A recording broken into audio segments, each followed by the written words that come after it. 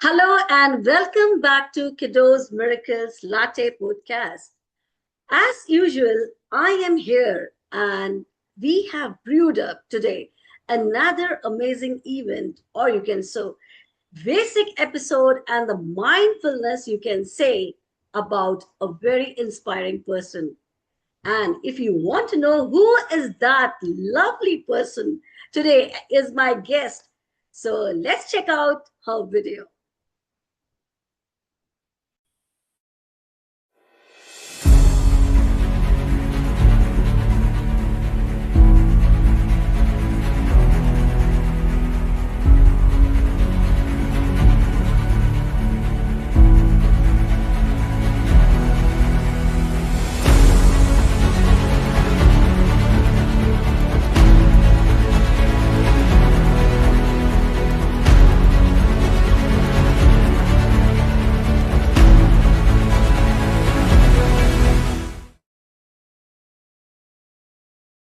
Here is my lovely guest, Denielle. Welcome to our show. Thank you very much, Supriya. It's lovely to be here. Yes, Denielle, that's what everyone was waiting for this today, the kiddos moment. Where is she? Where is your guest? And here we arrive, the ravishing, the versatile, and the most talented and the most humble. Thank you so much. And let's take the journey forward with my latte. Daniel, as we go and as we say and as we take the sip of our coffee, let's know, we all know you are Daniel, but let's tell the world, the global audience, what is your so special, inspiring journey and who is actually the real Daniel? Thank you, Dr. Supriya, and thank you to the team for having me here today. I feel truly honored. So where to begin? Let's start at the beginning. I was brought into this world on Sunday, the 26th of July, 1987. And I was actually told that my mom was going to have a little boy. So when I arrived into the world, lo and behold, this little girl arrived. And so the journey began. And my story is, I don't think, unlike any others, or not necessarily unconventional in that I went to good schools. I have, or my mom has passed recently, but raised by two incredible parents. I have a younger brother. We always had animals, dogs throughout our childhood and upbringing. I went to, wonderful schools. Like I said, I went to university. I started my first job in 2011 at a social media marketing agency in client service. I think if you look at the broader sense of my life, it's quite traditional. But when we get into a little bit of the details, I think the reason for where I am today and the purpose and the nature for my creation of my business in Lumière, as it was shared on the screen at the beginning, is that I'm here to support those around me to spiritually, emotionally, physically, mentally heal and self-actualize. As somewhat of a catalyst with the enablement of tools and techniques, and all via better understanding yourself and how to re-engineer the being that you are in its entirety, and for how to have it operate on kind of the most optimum speed based on you. So how did I get here? Maybe that is somewhat unconventional. So each one of us have a story, right? And mine begins with childhood trauma from the age of 5, and the culmination of that, saw me having intense nightmares, and I would walk in my sleep and talk in my sleep and scream, and it was quite jolting for my parents to witness. And so my mother, having had a psychology degree and background, actually recommended that I be taken to a child psychologist. So therapy has been a part of my life since the age of 5.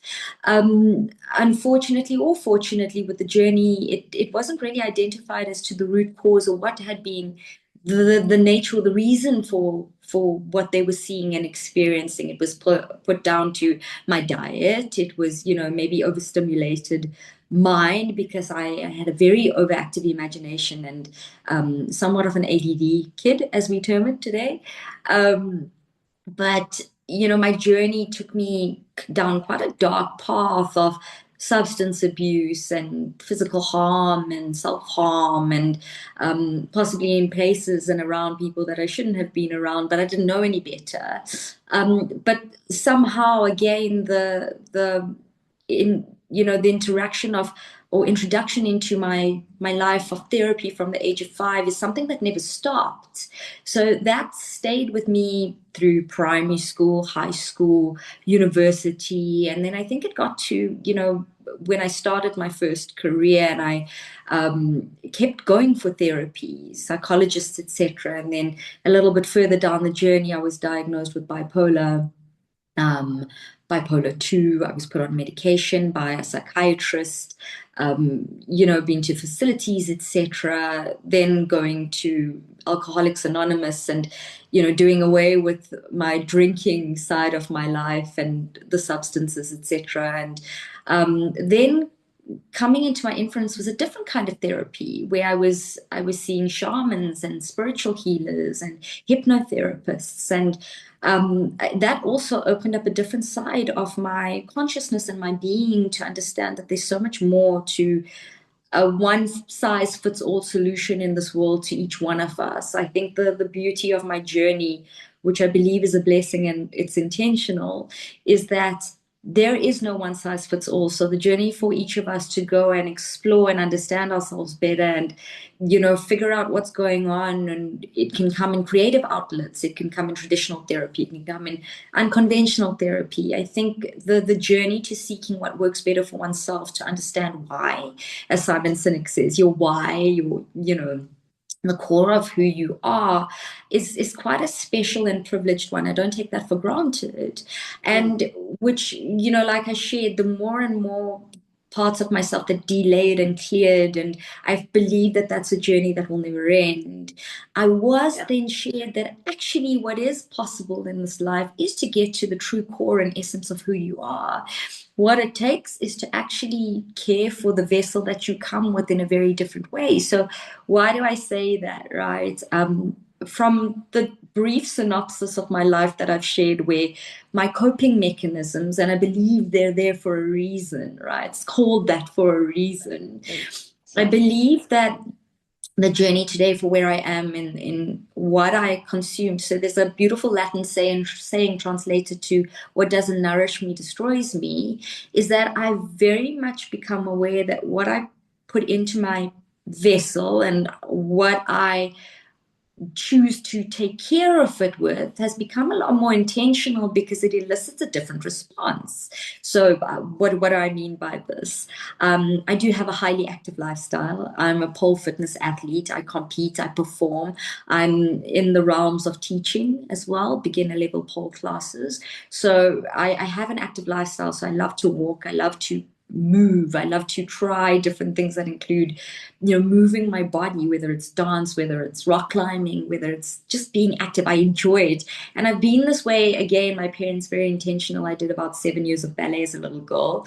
I did netball. I was in the rowing team during high school. I tried boxing, and then I was a marathon runner for some part of my life. I was training for a race called the Comrades, and my knees gave out, so had to pivot and try something new.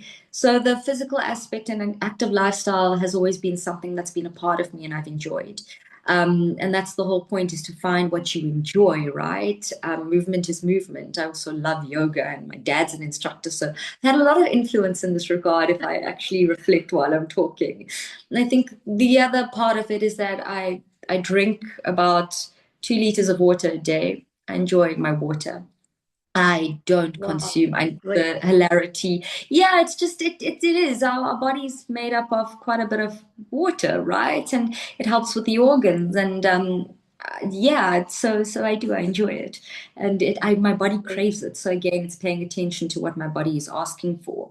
I love a tea called rooibos tea. It's a translation. It means red bush tea. It's a local tea from South Africa. I am South African, and it's high in antioxidants. It's got no caffeine. I have about a cup a day. I don't consume caffeine. I do not, as far as I can help it, processed sugar is not part of my diet.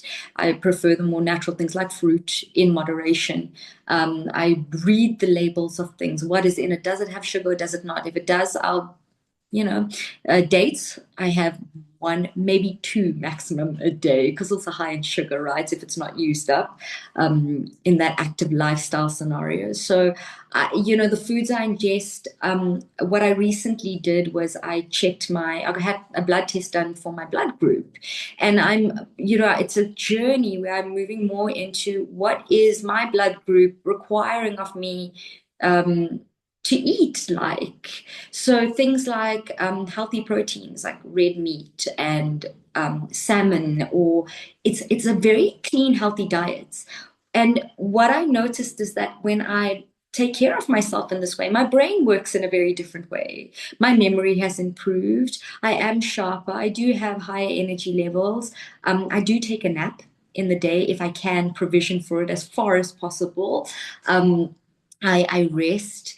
I do love to dance and go out. So if I'm going to do that, I have to prepare for it. I will do nothing during the day. I will take a Exactly. nap and then I'll be able to go out. So my lifestyle has completely shifted and changed. Am I perfect? Absolutely not.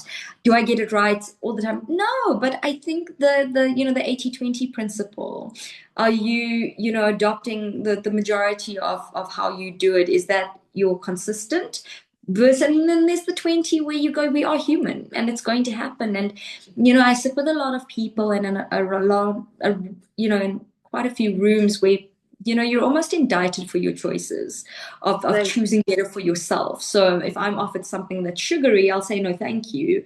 And somebody will go, no, just have it. And I'll go, I actually don't eat anything with processed sugar. Do you have dates or do you have something as an alternative for me? And then almost berated here and there. And I'm not really, I share this because in this world, you must be comfortable to be able to almost say, it's all right. People are going to say things, they're going to have their opinions, but that's Yeah. okay. When I know what certain things, how it impacts me, because like I said, it's the awareness, it's paying more attention to myself and my being as a reader. I don't for myself see any logic anymore of doing and being and fueling for things that don't make me feel good, truly make me feel good and better and come alive and teach me something new. Or I think even when it comes to, the mindset, I was in such a beautiful mentorship session yesterday. And some people go, but it's a weekend. Possibly. I don't believe days kind of blur, right? Especially when you run your own business. Is that a woman in her now late 80s said to me, and I'm going to circle back to why I'm sharing this part of it. She said to me, if you are not intentionally learning something new every single day, you're wasting your brain.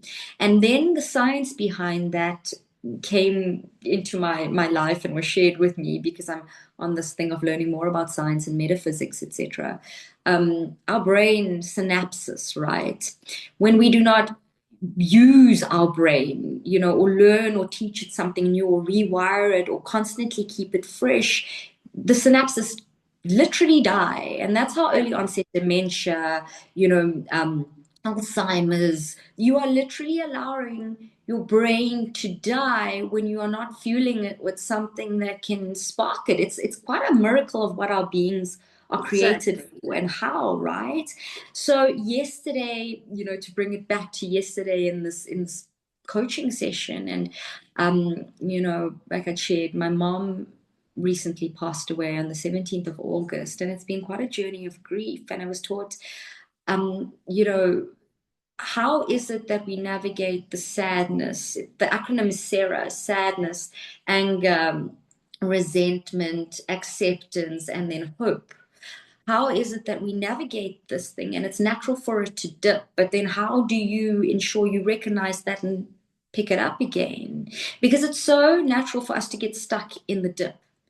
So it's a conscious choice, and being given tools and techniques and the constant learning to update your system, your operating model and system, to go, how do I keep navigating when life is naturally ebbing and flowing? How do I keep flowing through it?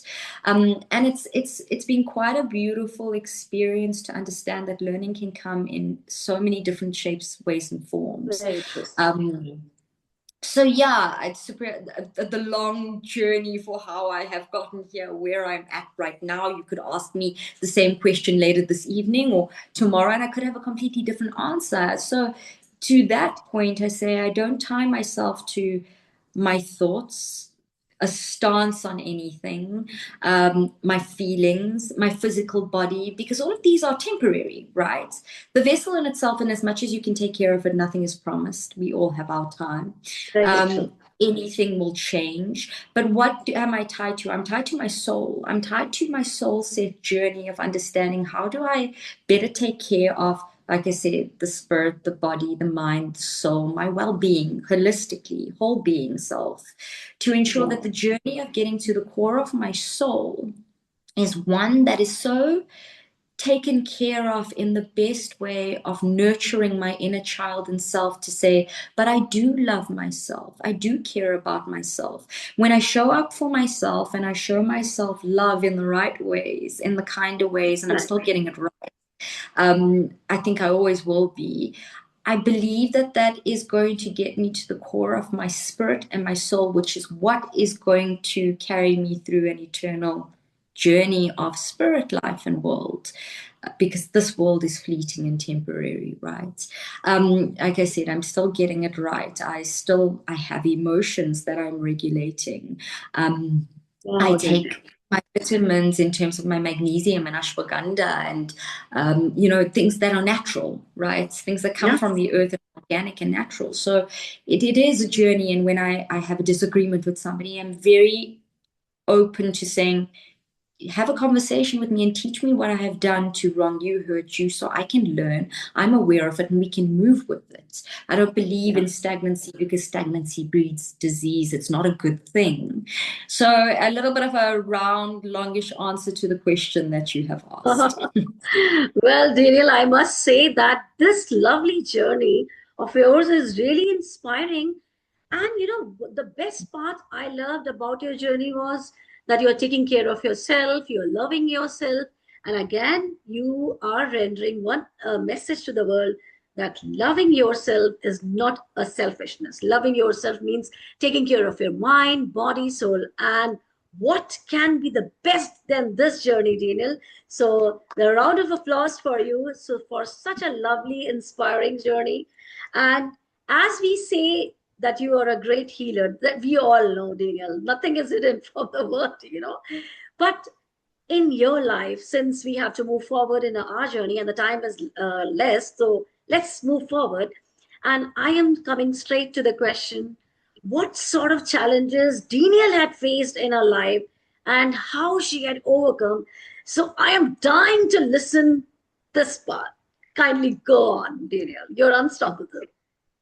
Oh, thank you, Sophia. That's a great question. There are many challenges, like many of us, that I have faced, and I think the biggest one is of self. Um, you know, the self-critic, the victim mindset, that internal voice that just wants to keep you down, or that then elicited the substance abuse behaviors, for example. And in this life, I believe we were made to be community. We weren't meant to live in isolation. There's a very important reason why I raised this, is that in my most challenging times, whether it was with my substance abuse, alcohol abuse, mental strain, and mental health uh, struggles, I will call it a struggle because I did struggle. I had the blessing of people who care about me enough to call out what they were seeing as destructive and unhelpful to me. And bless my mother, bless her soul, she was one of them to say, do you realize that if you keep going the path that you're going down, you're going to either die an early death. And as my child, who is my world, that is the last thing I want. But the other thing is that you've got so much light and capacity in you that you don't see, that you will rob yourself on this world of, should you keep going down this route.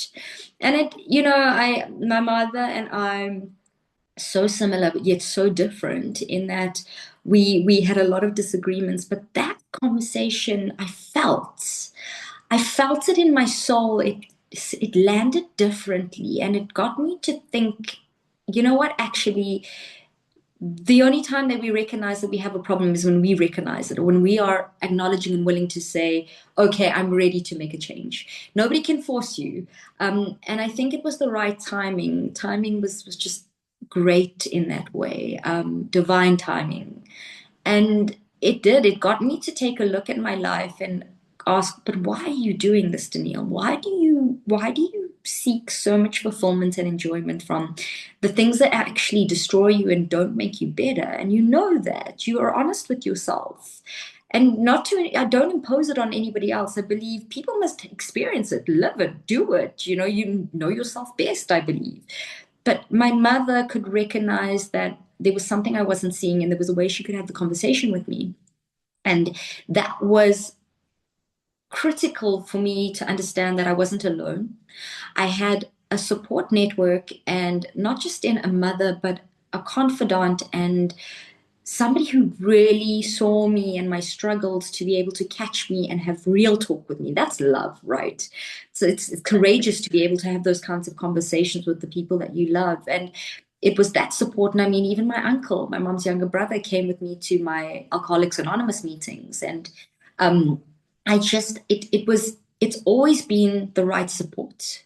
And it's always been that if I was to undertake this journey that I the purpose found me because of my story and my experience, I couldn't be a hypocrite. I had to sort myself out, but I had help. I've always had support. All I needed to do was be able to ask for it or be open to it when I was ready for it. And when I think that was the biggest shift and catalyst, and I was also a smoker of many things, and even that was a journey.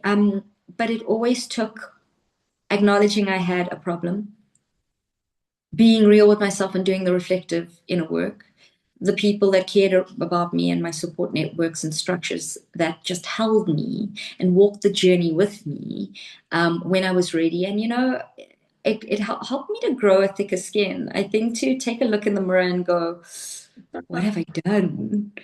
And then go, you know what, let me laugh about it, actually. Yeah. So, Denielle, what I can feel, when you were telling about this part, I was getting goosebumps. It is, trust me, this is coming from my heart. It is just the blessing of your mother. It was supporting you, and it always will support you, making you alive, pushing you, Denielle, you can do, because a mother love is endless and it is unconditional. And I truly, truly believe, and I really appreciate your resilience, your strength. That is a woman's strength. Get up, go. Because nobody is there to push you until or unless you do, Denielle. And that's what you are telling. So a salute from Latte Podcast. And this is really, really genuine, Denielle. I am so happy to get these kind of things. Then you have to push yourself. You have to motivate yourself. That's what we are witnessing in your challenging. Some people will give up. This is a great problem. I can't handle it. And some people will move on, and that will say, yes, Denielle, you are the strongest person and you really made it. So a big applause from my side and KUDOS Miracles team too. Thank you. Well, Denielle, moving this journey with you, my question, this is one of my great questions, which is really dear to me. Before we move to some breaking the neck round, Denielle, what's your opinion about KUDOS Miracles? Anything which you want to say it's open platform for you now. Yeah. Oh, thank you. Thank you. Before I get into KUDOS Miracles, right? Which is a phenomenal platform. So well done to Matt, well done to you, well done to the entire team for creating this platform and for the work that you're doing. It's absolutely inspiring and humbling and phenomenal and a part of intentional learning of my journey. So thank you for having me along the ride. Supriya, I think the way to build a better inner resilient self and tenacity and the grit and telling yourself that you can, because the journey of an entrepreneur, I was never shared this enough, is dark. It's a different beast because you have to dig so deep to find that motivation and that consistency and to get up. And it's a slow process, right? It takes about 3 years to see any sort of progress or escalation, and it's a consistent daily inner talk. So I think it teaches you a lot about how do I speak to myself in more motivating, encouraging, better ways, and also reflect to go, look at what I've created so far. I have to take stock of my journey, right? To remind myself and to keep myself propelled.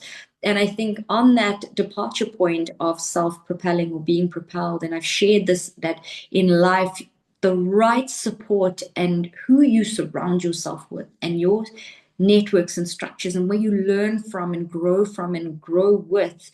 Platforms like KUDOS Miracles opened my perspective and my mind up to there being, I think in that Sarah acronym, the H, hope. I would never downplay hope. And out of anything that the KUDOS platform provides is profoundly for me hope. In that you hear the stories and the journeys on the other podcasts or as part of the team meetings or what the goal and the visions are, right? And it just flicks on that photosynthesis light inside, in here of hope. And thank you so much. yeah, and it's very much rooted in humanity and human, right? It's so human because there's so many people that make up this team from all parts of the world with varying backgrounds, stories, abilities, just a multiplicity of a global footprint of individuals coming together as a team to inspire and continue hope. And I think that is pretty powerful. And coupled with that is the action and what is the work that needs to be done and the milestones and keeping ourselves accountable for how you get there. So I would say it's hope. Awesome, Denielle. This is really great. And let's hope, let's have positive vibes, and let's learn from your journey because, Denielle, your journey was too awesome. And trust me, you are inspiring me too to move on, to get up, to learn, and to move forward. So this is really great. Denielle, I must give you a sip of coffee from here if I want.